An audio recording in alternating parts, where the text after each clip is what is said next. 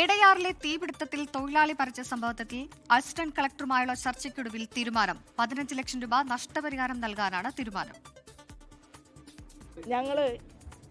ഞങ്ങളിത് ഈ വിഷയങ്ങളൊക്കെ ഉണ്ടായത് ഒരു തൊഴിലാളി ഒരു കമ്പനിയിൽ തീപിടുത്തം ഉണ്ടായി, പൊട്ടിത്തെറിച്ച് മരിച്ചു.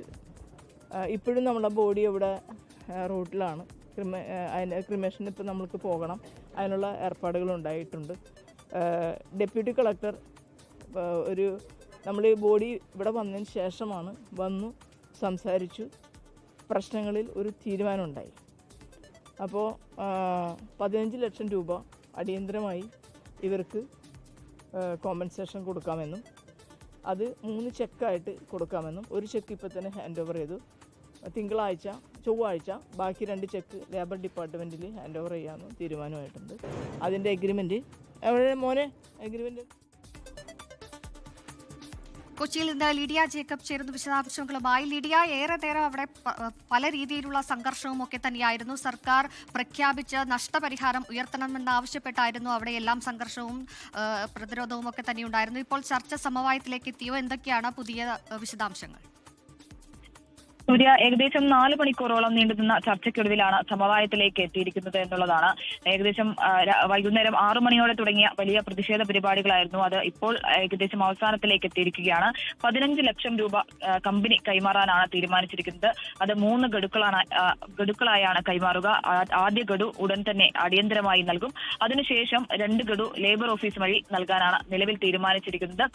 അതുകൊണ്ട് തന്നെ ഏറ്റവും അടിയന്തരമായി 5 ലക്ഷം രൂപ നൽകിയ ശേഷം മറ്റ് ഗ്രാറ്റുവിറ്റി അടക്കമുള്ള ഇൻഷുറൻസ് അടക്കമുള്ള തുക കൈമാറാനും തീരുമാനിച്ചിട്ടുണ്ട്. അത്തരത്തിലുള്ള ആനുകൂല്യങ്ങളെല്ലാം തന്നെ ലഭിക്കുകയും ചെയ്യും. നിലവിലെ തീരുമാനം ഇങ്ങനെയാണ്. 25 ലക്ഷം രൂപയായിരുന്നു ഇവർ ആദ്യം ചോദിച്ചിരുന്നത്. കുടുംബം ആദ്യം ചോദിച്ചിരുന്നത് 25 ലക്ഷം രൂപയായിരുന്നു. 10 ലക്ഷം രൂപയിൽ കൂടുതൽ നൽകാനാവില്ല എന്ന നിലപാടിൽ തന്നെയായിരുന്നു കമ്പനി ഉടമസ്ഥരുണ്ടായിരുന്നത്. പിന്നീട് നടത്തിയ ചർച്ചയ്ക്കൊടുവിൽ ഏകദേശം 4 മണിക്കൂറോളം നീണ്ട ചർച്ചയ്ക്കൊടുവിലാണ് ഇത്തരത്തിലൊരു തീരുമാനത്തിലേക്ക് എത്തിയിരിക്കുന്നത്. എന്തായാലും വൈകുന്നേരം മുതൽ വലിയ പ്രതിഷേധ പരിപാടികൾ നടത്തിയിരുന്നു. പ്രത്യേകിച്ച് എടയാർ ജംഗ്ഷൻ റോഡ് ഉപരോധിച്ചുള്ള വലിയ രീതിയിലുള്ള പ്രതിഷേധമായിരുന്നു ഉണ്ടായിരുന്നത്.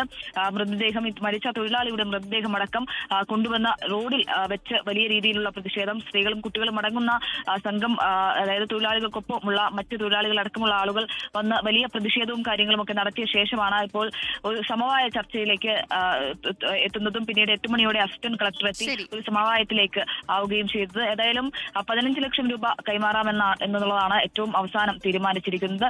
അതിൽ ഒരു കരാറ് ഒപ്പുവെച്ച് 2 എടയാറിലെ തീപിടുത്തത്തിൽ തൊഴിലാളി മരിച്ച സംഭവത്തിൽ കുടുംബത്തിന് 15 ലക്ഷം രൂപ നഷ്ടപരിഹാരം നൽകും. ഏറെ നേരം കഴിഞ്ഞ 4 മണിക്കൂറോളമായി ചർച്ചയുണ്ടായിരുന്നു. ഇപ്പോൾ ഇതാ സമവായത്തിലെത്തിയിരിക്കുന്നു. മൃതദേഹം ഇന്ന് തന്നെ സംസ്കരിക്കാനും തീരുമാനമായിരിക്കുകയാണ്.